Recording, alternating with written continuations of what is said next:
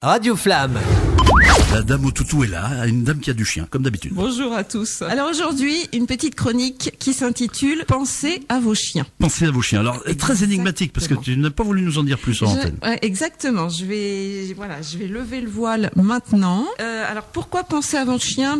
Parce que en fait, je vais vous raconter des petites histoires, des choses que j'ai vécues, que j'ai vues, et qui m'interpellent à chaque fois. Et à chaque fois, je me dis mais où est la place du chien dans tout ça ? Alors voilà, j'avais envie de vous partager deux, trois petites anecdotes là-dessus. Donc déjà, pour revenir un peu aux fondamentaux, quand on décide d'acheter, d'adopter un chien, le propriétaire doit quand même se poser la question de savoir s'il pense d'abord à lui. Est-ce que j'achète un chien pour me faire plaisir, parce que j'en ai envie, parce que ça fait longtemps que j'en veux un ?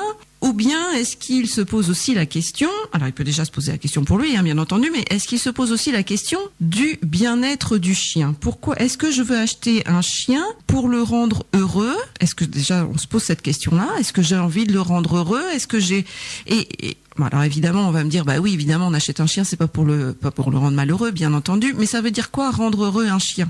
Voilà. Est-ce que c'est simplement lui acheter des bonnes croquettes ? Est-ce que c'est lui fournir un panier douillet pour qu'il puisse dormir ? Est-ce que c'est lui acheter des jouets pour qu'il puisse s'occuper ? Ou bien est-ce que ça va plus loin ? Alors moi, je dirais que c'est plutôt un tout, si tu veux. C'est la théorie de la Gestalt qui nous dit que le tout est plus fort que la somme des parties. Oui. Il faut penser à la globalité, je pense. Non ? Exactement. C'est vrai qu'il faut penser à tout.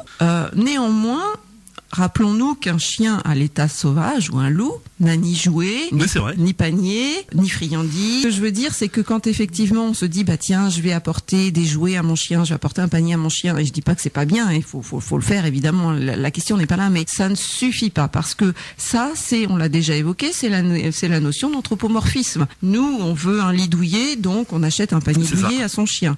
On veut manger une alimentation équilibrée, donc on achète une alimentation équilibrée à son chien. On apporte des jouets à nos enfants pour qu'ils jouent, on apporte des jouets à nos chiens pour qu'ils jouent. Bon, oui, évidemment, tout ça, il faut pas s'en priver et ça ne peut pas nuire à l'équilibre du chien.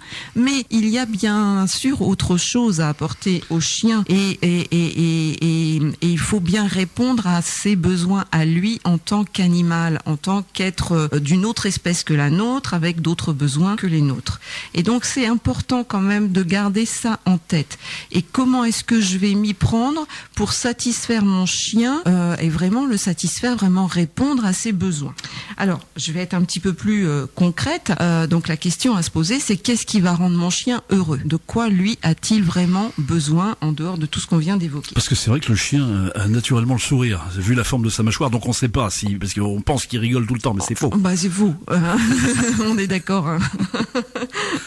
Alors, par exemple, je vais vous raconter une histoire qui m'est arrivée il y a plusieurs années dans une autre ville, dans une autre région, mais j'étais voisine avec quelqu'un qui avait un chien. Et ce chien aboyait du matin au soir et du soir au matin. Le coup classique. Voilà. Donc pour n'importe quoi, un bruit, un passant, un oiseau, un vélo, peu importe, j'entendais ce chien constamment aboyer.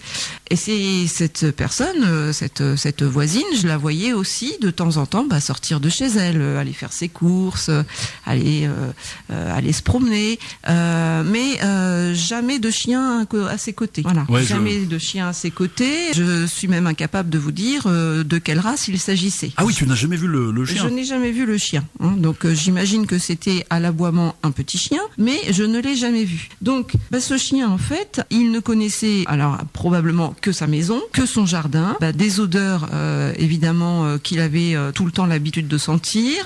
Il ne connaissait a priori ni la société, ni les bruits de la société, les gens, enfin voilà. Donc complètement isolé chez lui. Et de fait, qu'est-ce qui s'est passé ? Alors évidemment, mon histoire est un peu courte. Moi, je vivais pas dans la maison, donc tout ça, c'est ce que j'ai pu en déduire. Mais pourquoi est-ce que ce chien aboyait ? Tout simplement parce qu'à un moment donné, ses besoins n'étaient pas satisfaits. On en a déjà parlé. Des besoins de dépenses physiques, de dépenses mentales, de contacts congénères, tout ça, on en a déjà parlé. C'est l'équivalent de l'enfant du placard, ce que tu nous racontes. Un petit peu. Et mettons-nous à la place de chiens d'une minute. Est-ce que nous, en tant qu'êtres humains, on supporterait d'être confinés ? On l'a vécu, le confinement, rappelons-nous-le, c'était il y a pas bien longtemps. Voilà, entre quatre murs, toujours dans le même environnement, à ne rencontrer jamais personne.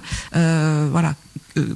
Est-ce que on serait heureux? Est-ce qu'on serait épanoui? Est-ce qu'on ne serait pas tenté de développer des troubles du comportement? Tout ça pour dire que pourquoi mon chien il aboie au final? Tout simplement parce qu'il n'est pas heureux. Et pour la petite histoire, donc, est-ce que tu étais intervenu avec ta voisine pour lui dire aller aux nouvelles, quoi, de quoi il est en non, trop. On n'était pas suffisamment proches ou. Ouais, parce voilà, que j'imagine. J'extrapole, puis, mais ça devait être peut-être quel genre, peut-être agressif ou non.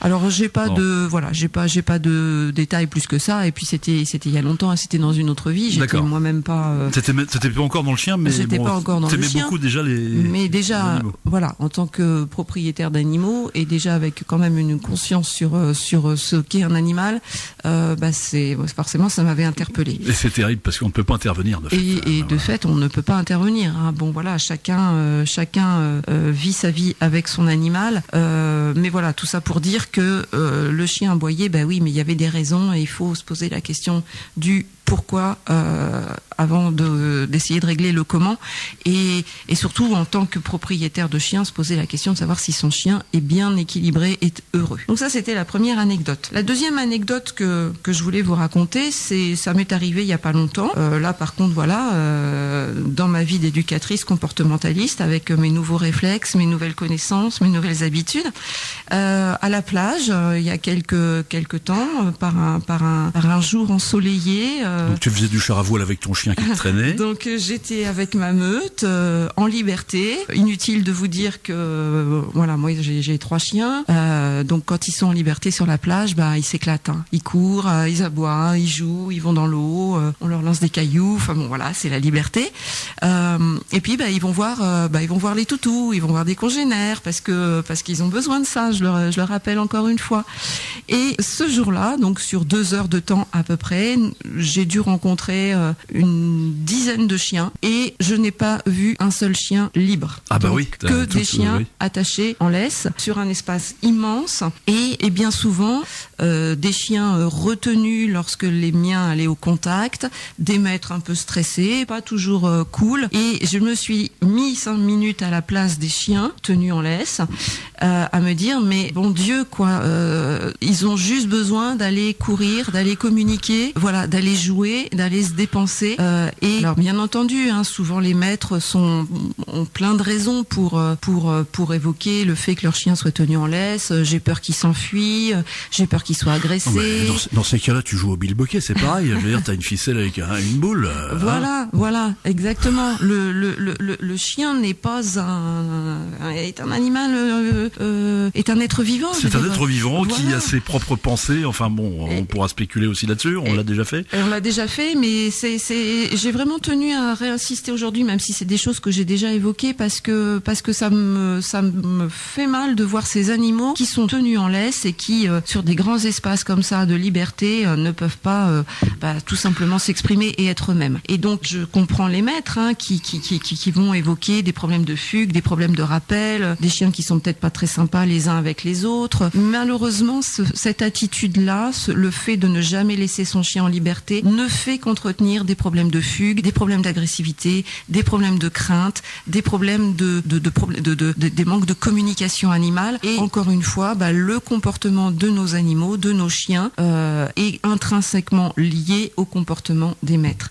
Donc, de grâce, vous avez un animal, prenez conscience de ses besoins, de son bien-être. Ne prenez pas votre chien dans les bras lorsque vous croisez un autre chien qui arrive vers vous, parce que qu'est-ce que vous allez développer chez votre chien? Vous allez lui transmettre de la crainte, vous allez l'empêcher de communiquer, et petit à petit, évidemment, il va devenir agressif, il va devenir craintif, et vous allez être dans un système vicieux qui fait que vous ne pourrez plus le laisser aller faire sa vie d'animal. Mais ça, c'est le le fameux principe d'action-réaction. Effectivement, plus on résiste à une chose et plus elle se passe. Exactement. C'est-à-dire que plus tu vas vouloir retenir ton chien, comme je dis, plus il va vouloir s'en aller. Plus il va vouloir s'en aller. Voilà. C'est vrai, c'est pas faux. Hein, voilà. Donc, alors, si au départ, en prenant un chien, vous avez peur de le laisser, vous avez peur de le mettre en liberté, vous avez peur qu'il ne revienne pas, eh bien, tout simplement, faites appel à un professionnel qui va vous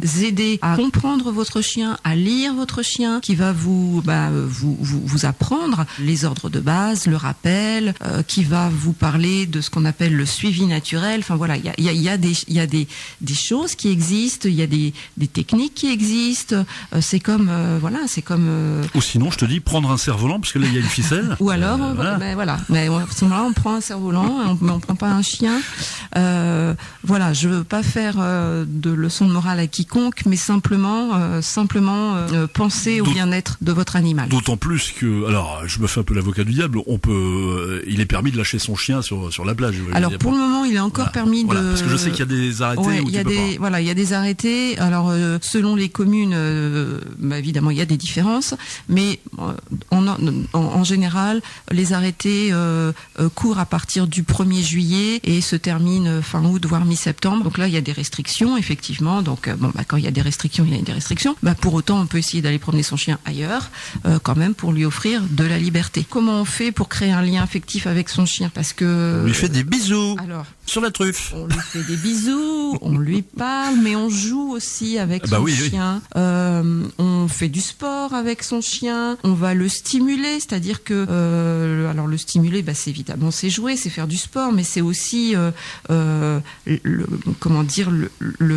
pas l'éduquer. Si vous voulez pas l'éduquer, vous voulez pas l'éduquer. Enfin voilà, mais c'est au moins lui demander quelques ordres de base. Il faut savoir qu'un chien a besoin d'obéissance, d'exercice et d'obéissance. Moi, je pense à ça, c'est hyper important. Tous ces gens extrêmes, farfelus, mais du bon côté, si tu veux, qui font plein de choses avec leur chien. Par exemple, ils font. Alors, j'avais vu un truc là-dessus. Le gars saute en parachute avec son chien. Il a la moto, t'as le chien qui a le casque. On a tous vu ces images, non? Tu vois. Le type, il fait tout avec son chien. Et le chien, on voit que tu peux vraiment. C'est une patte parce que tu peux vraiment l'emmener très loin là-dedans. Exactement. Pas plus tard qu'hier, toujours à la plage, un de mes 3 chiens est plutôt chien de berger plutôt que chien d'eau, donc il va pas spontanément aller se baigner. Et qu'est-ce qu'on a fait? On s'est mis à l'eau avec les 2 autres chiens qui sont des chiens d'eau. Tout le monde à l'eau. Et petit à petit, il est venu, voilà, et il se met à nager et on le récompense, on l'encourage. Je veux dire, c'est génial. C'est génial.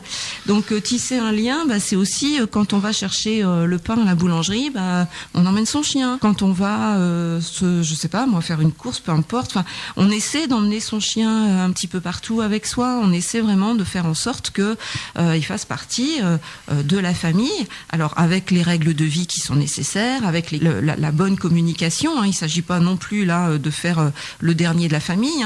On est bien d'accord. Mais le chien est un être sociable qui a besoin de contact avec ses maîtres, qui a besoin d'être entouré. Voilà. À l'état sauvage, ils vivent en meute, ils sont jamais seuls. C'est vrai. Donc il faut savoir que dans la famille, quand il y a plusieurs chiens, déjà c'est une chance pour eux parce qu'ils sont entre eux, ils peuvent communiquer. Mais bien souvent dans une famille, il y a un chien et c'est tout. Et c'est le seul de son espèce. Les autres sont des hommes, des petits hommes. C'est pas la même espèce. Donc lui, de fait, il est isolé. Donc c'est aussi à nous, un propriétaire de chien, quand on en a un seul à la maison, de faire en sorte de l'inclure, de le sortir, de l'emmener un peu partout, de l'emmener au restaurant, de l'emmener boire un verre en terrasse. Et ça, c'est comme ça aussi qu'il va. Et quand tu dis tout ça aux gens, est-ce qu'ils t'entendent? Alors souvent, oui, ils entendent. Est-ce qu'ils appliquent? C'est autre chose. C'est autre chose. Parce qu'il y a toujours une bonne raison pour dire oui, mais là j'ai pas le temps, là il faut aller vite. Et puis mon chien, il est pas très sociable, alors je le sors pas. Encore une fois, on prend pas morphisme. Mais encore une fois, on rentre dans un cercle vicieux qui fait que petit à petit, il y a de moins en moins de sorties, de moins en moins de contacts et de plus en plus de troubles du comportement et on s'en sort pas, quoi. Donc vraiment, il faut prendre conscience de tout ça. À partir du moment où on a un chien, on s'engage et on est obligé de. Et c'est pas optionnel, quoi. Enfin voilà, et franchement, le chien d'abord sera reconnaissant, vous remerciera, vous aurez une super relation avec lui, et puis ce sera beaucoup plus agréable à vivre. Vous n'aurez pas un chien déséquilibré, vous n'aurez pas un chien qui a des troubles du comportement. Donc franchement, c'est que du positif, quoi. Mais il faut que le travail se fasse en amont également, et j'ai vu qu'il y avait eu des avancées là-dessus, et je pense que tu les as vues aussi, c'est-à-dire que on ne peut pas autoriser n'importe qui à avoir un chien, c'est-à-dire maintenant je crois que c'est plus réglementé, je crois. C'est-à-dire non. Alors moi j'ai vu des petites choses sur la réglementation. Bon, ça a le mérite d'exister. Après, c'est toujours la question de l'application de la réglementation. Mais c'est vrai que par exemple, des propriétaires de chiens qui ont été pris en flagrant délit de maltraitance n'ont pas l'autorisation de reprendre des chiens, par exemple. Non, mais on devrait même passer des tests psychologiques. Oui, mais de toute façon, je pense qu'il y a encore des choses à faire et à mettre en place. Et je pense que de l'éducation canine de base, quand on adopte un chiot, ce serait une très très bonne idée. Ça permettrait de faire de la prévention plutôt que du traitement derrière de troubles du comportement notamment. Éviter aussi les euthanasies, alors qu'elles soient parce que des euthanasies de confort ça existe aussi malheureusement. Donc enfin voilà, il y a encore plein de choses à faire sur la cause animale, c'est évident, et notamment sur la cause canine. Voilà, j'espère que le message est bien passé. Ah mais clair comme 5 sur 5. Voilà. Et alors si ce que j'ai pas dit, c'est que quand je parle de stimulation du chien, ce qu'il faut faire, c'est le stimuler en intérieur mais aussi en extérieur. C'est important parce que ce que je peux aussi avoir comme parfois objection, c'est oui, mais moi mon chien il est super à la maison, je m'en occupe, voilà, il est câliné, on joue, etc. Il est casanier, il aime pas sortir. Voilà. Bon, mais très bien, à la maison c'est parfait. Et puis oui, mais quand vous le sortez dehors, comment ça se passe? Là c'est la catastrophe parce qu'il m'écoute plus, parce qu'il a envie de partir à droite, il a envie de partir à gauche. Oui, parce qu'un chien ça se travaille en intérieur mais aussi en extérieur. Rappelez-vous tout ce que je vous ai déjà dit au niveau de la socialisation et de la sociabilisation. Voilà, réécoutez tout ça. Réécoutez tout ça. Ouais. Donc ça c'est hyper important. Voilà pour ce petit sujet autour de, sur le thème de penser à vos chiens. Donc vraiment pensez-y, pensez à leur bien-être, pensez à leur bonheur et adaptez-vous pour faire en sorte qu'ils soient bien équilibrés, bien dans leurs pattes. Et comme tu disais effectivement, comme pour répondre à ta question, en fait c'est pour les deux, c'est pour se faire plaisir à soi, mais c'est pour faire plaisir aux chiens.